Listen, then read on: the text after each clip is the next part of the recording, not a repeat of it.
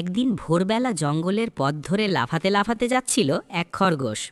হঠাৎ সামনে পড়ে গেল ভয়ঙ্কর বাঘ। বাঘ হেসে বলল, আরে মহারাজ, আপনি কোথায় যাচ্ছেন এত তাড়া করে? খরগোশ ভয় পেয়ে গেলেও সাহস করে বলল, ওই সামনের জঙ্গলে আজ একটা বড় হাট বসেছে, সেখানে একটু ঘুরে আসবো ভাবছি। এই কথা শুনে বাঘ ভাবল, হাট মানেই তো মজার জিনিস। ঠিক তখনই পাশের গাছে বসে থাকা এক দুষ্টু বাঁদর লাফ দিয়ে নেমে এলো।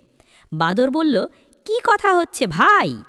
এমন সময় লম্বা গলা বাড়িয়ে হাজির হলো বক। বক বলল, আমি সব শুনেছি, চলো ভাই, আমরাও জঙ্গলের হাট থেকে ঘুরে আসি। বাঁদর খুশি হয়ে বলল, হ্যাঁ হ্যাঁ ঠিক আছে, একসাথেই চলি।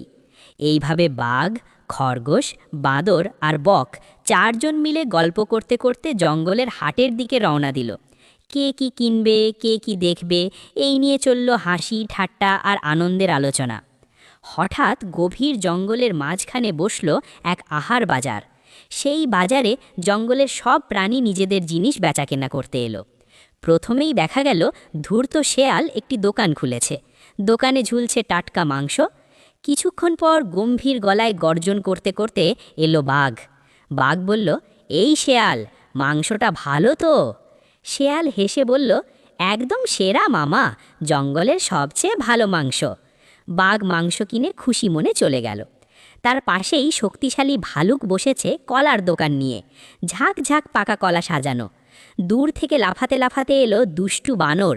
বানর বলল, ওহে ভালুক কাকা, কলাগুলো একদম মিষ্টি তো?